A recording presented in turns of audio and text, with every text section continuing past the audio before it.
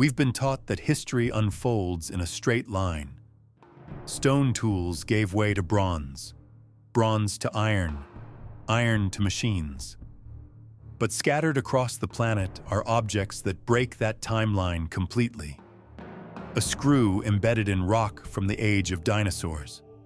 A hammer sealed inside stone older than the first humans.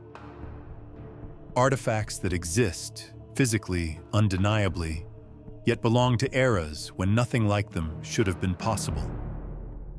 These aren't legends or myths. They're real discoveries that sit in collections, studied, debated, and never fully explained. What you're about to see challenges everything we assume about the past. And the strangest part? No one can agree on what any of it means.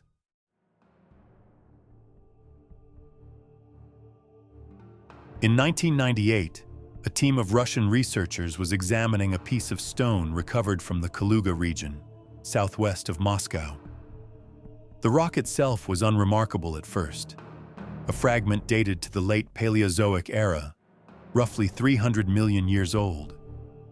But as they placed it under magnification, something stopped them cold. Embedded deep inside the stone was a screw, not a fossilized shell, not a mineral formation, a screw.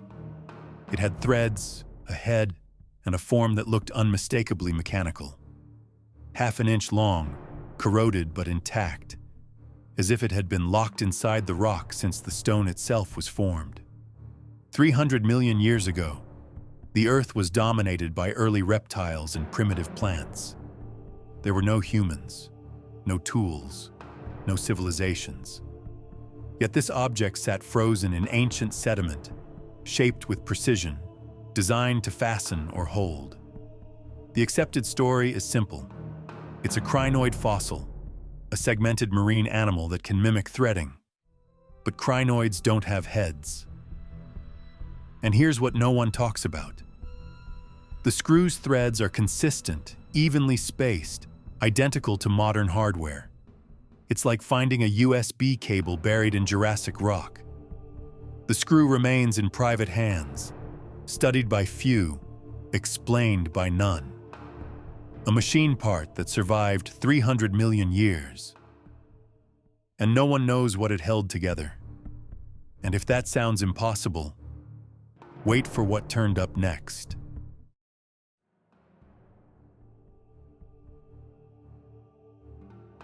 In 1972, workers at a French uranium processing facility noticed something wrong. Samples imported from Oklo, a mining region in Gabon, West Africa, had unusually low concentrations of uranium-235. The isotope had been depleted, as if it had already been burned in a fission reaction. But that should have been impossible. When scientists investigated the site, they found traces of sustained nuclear fission deep beneath the Earth. The reactions had occurred roughly 2 billion years ago. They burned for thousands of years. Controlled, stable, perfect. Most sources call it a natural phenomenon, a rare alignment of chemistry and geology. But here's what unsettles some researchers. The reactions didn't spiral out of control. They didn't melt down. The precision required seems almost deliberate. What makes it worse is this. Locals near Oklo have long avoided the area, claiming the ground feels wrong. Compasses behave strangely. Animals refuse to nest there. According to reports, no other natural reactor has ever been found. Oklo worked too well to be random, and it's been quiet ever since. But if nature can build a nuclear reactor by accident, the next discovery makes even less sense.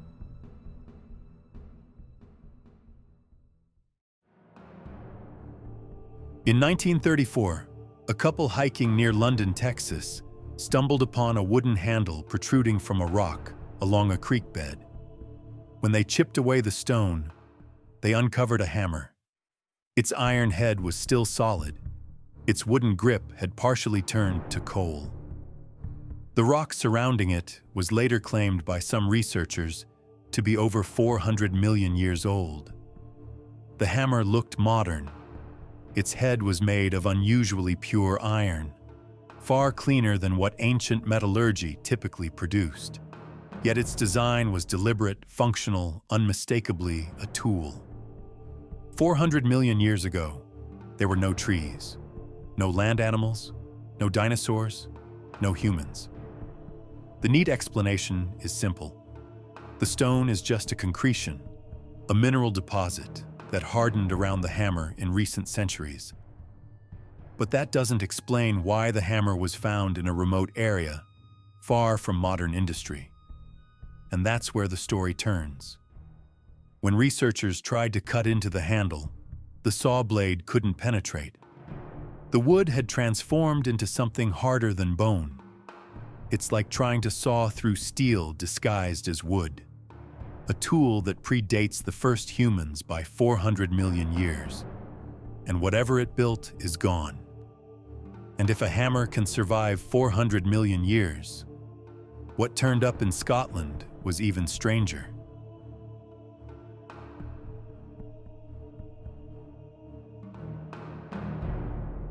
In the early 1800s, workers quarrying stone near Kingoodie, Scotland, split open a block of rock and found a nail. Not on the surface, not in a crack, deep inside solid stone.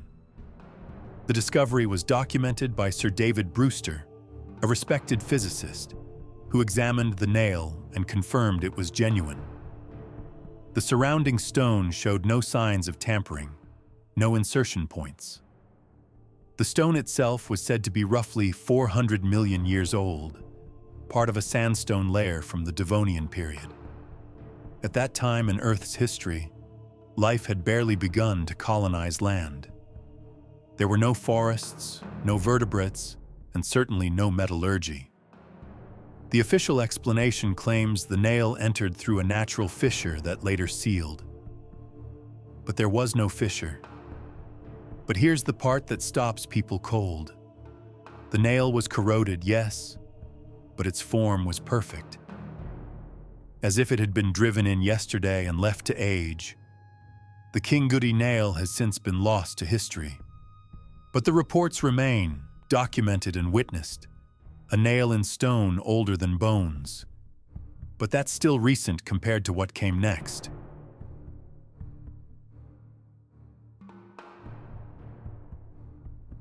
In 1851, blasting operations at a quarry in Dorchester, Massachusetts, shattered a large block of rock.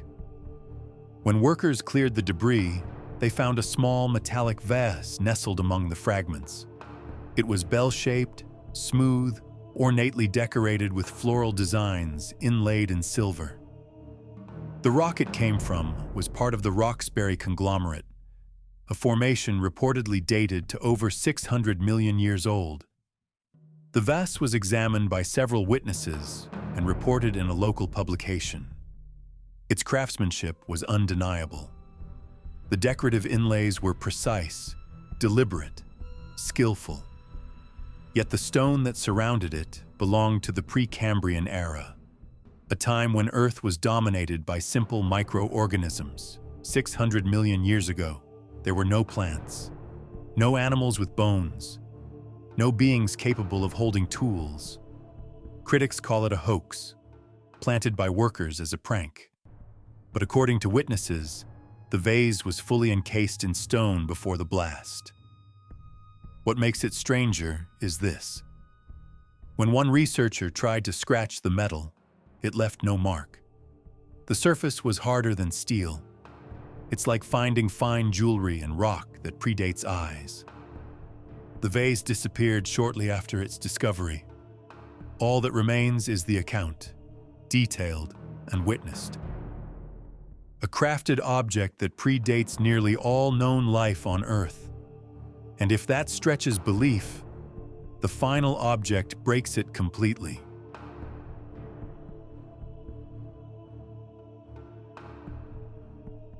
In 1885, a workman at a coal mine in Wolfsegg, Austria, was breaking apart a block of brown coal when a metallic object tumbled out. It was a small cube, roughly 2 inches on each side, made of iron or steel. Its edges were sharp and deliberate. 2 of its opposite faces had rounded grooves running along them, as if machined or carved with intent. The coal surrounding it was dated to the Tertiary period, roughly 60 million years ago, an age when mammals were just beginning to diversify and humans were still tens of millions of years away. Yet this cube, cold and precise, looked like something made in a workshop. Most experts claim it was meteoric iron, shaped by natural forces, but meteors don't carve grooves. But here's what no one can explain. When the cube was first cleaned, workers noticed the metal was warm to the touch, even though it had been buried in cold coal for decades.